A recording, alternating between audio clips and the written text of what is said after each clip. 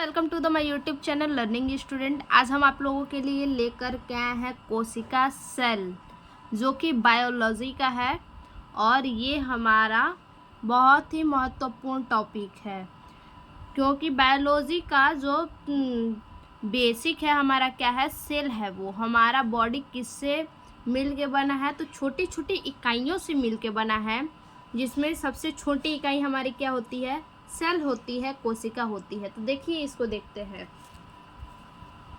देखिए ये हमारा क्या हो गया, ये एक लड़का है, इसका नाम हम रसगुल्ला मान लेते हैं। क्या नाम रहेगा इसका, रसगुल्ला।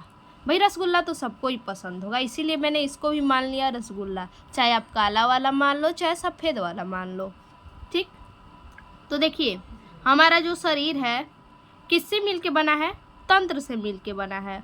और तंत्र जो है अंग से मिलके बना है, और एक एक अंग जो है वो किससे, ऊतक से मिलके बना है। और ऊतक किससे, छोटी छोटी कोशिकाओं से मिलके बना है, ठीक। देखिए ये जो रसगुल्ला है, या फिर आप खुद को ही मान लीजिए, सबसे पहले किससे, छोटी छोटी कोशिकाओं से मिलकर इससे क्या हुआ होगा, ऊतक तैयार हुआ होगा। और ऊतक सारे ऊतक, एक एक ऊतक मिल करके क्या किए होंगे, अंग का निर्माण किए होंगे। हाथ हुआ, पैर हुआ, जीभ हुआ, ये सब क्या है, अंग है हमारे। नाक हुआ, आँख हुआ, अंगुली हुआ, ये सब हमारे क्या है, अंग है, ऑर्गन्स है। और अंग से मिलकर हमारा क्या बनता है, सिस्टम बनता है, तंत्र बनता है। सिस्टम यानी हमारा लीवर हुआ, फेफड़ा हुआ, ठीक, गुदाद्वार हुआ, ये सब हमारा क्या है, तंत्र है, सिस्टम है। और इन सभी सिस्टमों से मिलके हमारा क्या बनता है, पूरा बॉडी बनता है। क्या, पूरा बॉडी का निर्माण होता है। अब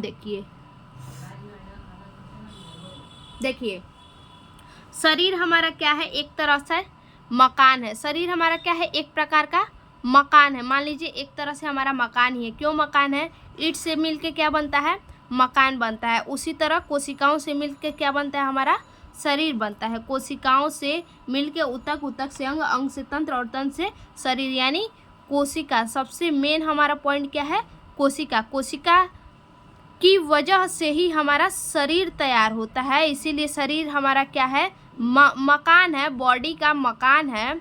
और कोशिका क्या है, हमारा ईंट है एक प्रकार का। कोशिका सेल जो है हमारा क्या, हमारी बॉडी का ईंट है वो, ठीक। जैसे कि क्या, ईंट से हमारा दीवार बनता है, ठीक।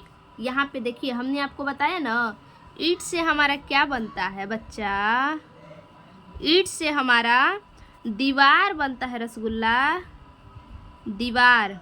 और दीवार से क्या बनता है, कमरा बनता है, कमरा। और कमरा से क्या बनता है, घर बनता है। क्या, घर बनता है। और घर से हमारा क्या बनता है, यानी घर, यानी ये हमारा क्या हो गया, मकान, ठीक, मकान। उसी तरह से हमारा बॉडी भी है, ठीक। तो देखिए आगे, सेल, कोशिका। देखिए सेल जो हमारा है वो क्या है, सेल को हम कोशिका कहते हैं।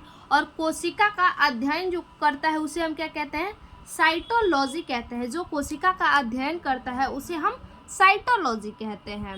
और कोशिका शरीर की संरचनात्मक क्रियात्मक इकाई है। क्या है, स्ट्रक्चर एंड फंक्शनल है, फंक्शनल सिस्टम है। क्या है, शरीर की संरचनात्मक और क्रियात्मक इकाई है, ठीक। क्योंकि शरीर हमारा क्रिया करता है और इसका संरचना भी उसी तरह से है। देखिए अब देखिए खोज कौन किया था, सेल का खोज कौन किया था, तो सेल का खोज रॉबर्ट हुक ने किया था 1665 ईस्वी में। सेल का खोज कौन किया था, रॉबर्ट हुक ने किया था 1665 ईस्वी में। देखिए रॉबर्ट हुक ने तो किया था, लेकिन सेल की खोज किस प्रकार से किया था, तो मृत कोशिका में की थी। किसमें, मृत कोशिका में। किसकी मृत कोशिका में, वृक्ष के कार्क में। वृक्ष के कार्क में जो मृत कोशिका पाई जाती है उसी में किया था। वृक्ष जो होता है हमारा, जो पेड़ होते हैं, उसी वृक्ष के कार्क में मृत कोशिका जो पाई जाती हैं उन्हीं में उसी में इन्होंने क्या किया था, सेल की खोज की थी कि सेल भी कुछ होता है। ठीक, और देखिए ये किस बुक में लिखा हुआ है, तो ये रॉबर्ट हुक के द्वारा किस बुक में ये लिखा हुआ है, तो माइकोग्राफिया बुक में लिखा हुआ है। किस बुक में, माइकोग्राफिया बुक में लिखा हुआ है कि वृक्ष के कार्क में जो मृत कोशिका होती है, उसी मृत कोशिका में क्या किए थे, ये कोशिका का खोज किए थे रॉबर्ट हुक। ठीक, अब देखिए हमारा जो सेल है, सेल जो है हमारा कोशिका, तो मान लीजिए रॉबर्ट हुक अगर मृत कोशिका पे खोजे हैं, मृत कोशिका में सेल को खोजे हैं, तो जीवित कोशिका में भी कोई खोजा होगा, तो हाँ भाई खोजा है। किसने खोजा है, तो जीवित कोशिका में ल्यूवेनहॉक ने, जीवित कोशिका में ल्यूवेनहॉक ने खोजा है 1674 ईस्वी में। कितने में, 1674 ईस्वी में ल्यूवेनहॉक ने खोजा है जीवित कोशिका में, जीवित सेल में खोजा है। और देखिए जिस सेल में ये खोजे हैं वो क्या है, जीवाणु है। जीवाणु में इन्होंने खोजा है, जीवाणु यानी बैक्टीरिया, जीवाणु की खोज की है। जीवित कोशिका का किसमें, जीवाणु में खोज की है, यानी जो बैक्टीरिया हम कहते हैं वही हमारा क्या है, जीवाणु है। ठीक, देखिए कोशिका का सिद्धांत अब जान लेते हैं क्या है। तो देखिए कोशिका का सिद्धांत हमारा क्या है बच्चा, कि कोशिका का प्रतिपादन किया किसने था, तो कोशिका का प्रतिपादन किसने किया था, स्लाइडेन एवं स्वान ने, स्लाइडेन एवं स्वान ने किया था। ये बहुत ही इम्पोर्टेंट हमारा टॉपिक है, ये एग्जाम में भी पूछे जाते हैं कि ये कोशिका सिद्धांत का प्रतिपादन किसने किया था, तो स्लाइडेन और स्वान ने। और ऐसे भी पूछे जाते हैं एग्जाम में कि जीवित कोशिका किसने खोजा था या फिर मृत कोशिका किसने खोजा था, तो जीवित कोशिका जाहिर सी बात है किसने खोजा था, ल्यूवेनहॉक ने 1674 ईस्वी में। और मृत कोशिका किसने खोजा था, तो मृत कोशिका रॉबर्ट हुक ने खोजा था कितने में, 1665 ईस्वी में। अब आगे देख लेते हैं। देखिए शरीर कोशिका से निर्माण है, क्या शरीर, हमारे शरीर का निर्माण हमारा किससे है, कोशिका से। कोशिका के निर्माण से ही हमारा शरीर है, छोटी छोटी कोशिकाओं से मिलकर ही हमारी शरीर की उत्पत्ति हुई है, निर्माण हुई है। कोशिका विभाजन के फलस्वरूप नई कोशिका बनती हैं। क्या होती हैं, कोशिका विभाजन जब होता है, जब कोशिका विभाजन होता है उस टाइम क्या होता है कि नई कोशिकाएं बनती रहती हैं। और देखिए ऐसे पूछ भी देता है एग्जाम में कि कोशिका सिद्धांत का अपवाद कौन है, तो ऑप्शन दे देगा जीवाणु, विषाणु, कवक, शैवाल। तो कोशिका सिद्धांत का अपवाद कौन है, विषाणु है। ठीक, अब देखिए कुछ नोट्स हैं, देख लेते हैं। देखिए क्या नोट्स है, वायरस, विषाणु, कोशिका। वायरस क्या है, हमारा विषाणु है, ध्यान रखिएगा, वायरस क्या है, हमारा विषाणु है। कोशिका सिद्धांत का अपवाद है क्योंकि वायरस सजीव और निर्जीव के बीच योजक कड़ी है। वायरस क्या है, सजीव और निर्जीव के बीच में योजक कड़ी है एक प्रकार का। अब देखिए आगे देख लेते हैं। देखिए इसके आगे है हमारा पादप और जंतु के बीच योजक कड़ी, जान लेते हैं। पादप और जंतु के बीच में योजक कड़ी हमारी कौन सी है, युगलीना है। ठीक, पादप और जंतु के बीच में योजक कड़ी कौन है, युगलीना है। कुछ इम्पोर्टेंट फैक्ट हैं, देखिए सबसे छोटी कोशिका कौन सी हमारी होती है, माइक्रोप्लाज्मा। सबसे छोटी कोशिका माइक्रोप्लाज्मा और सबसे बड़ी कोशिका शुतुरमुर्ग का अंडा। कितना बड़ा होता है, तो 170 mm होता है। ध्यान रखिएगा, ये एग्जाम में पूछे जाते हैं कि सबसे छोटी कोशिका माइक्रोप्लाज्मा, सबसे बड़ी कोशिका शुतुरमुर्ग का अंडा। और मानव शरीर में सबसे लंबी कोशिका तो न्यूरॉन है। क्या है, मानव शरीर में सबसे लंबी कोशिका हमारा न्यूरॉन है।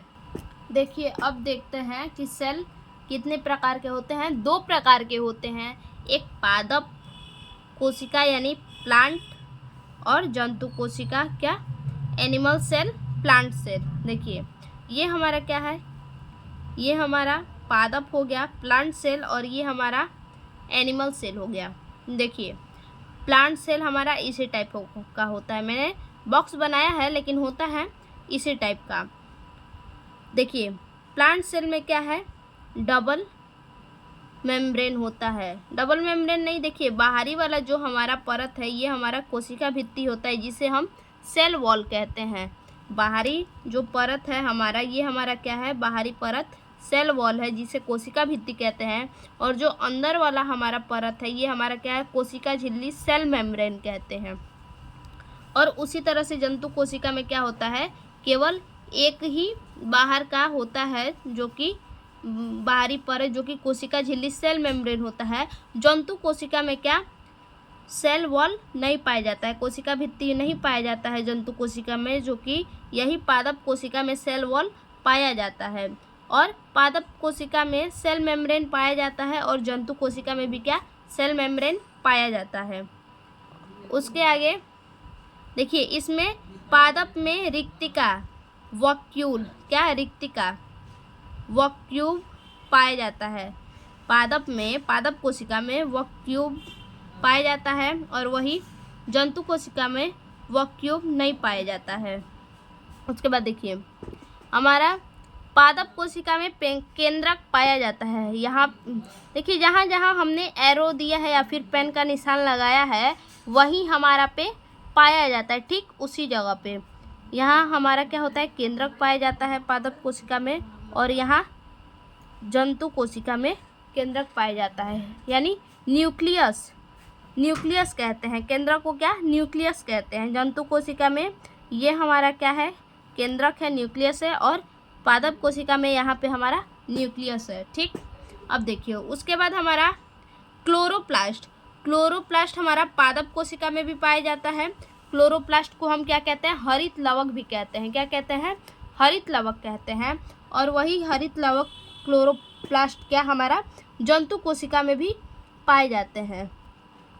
क्लोरोप्लास्ट हमारा क्या होता है, जंतु कोशिका में, सॉरी, जंतु कोशिका में क्या क्लोरोप्लास्ट हमारे नहीं पाए जाते हैं। ये जो क्लोरोप्लास्ट है ये प्लांट वगैरह में, पौधे में पाए जाते हैं।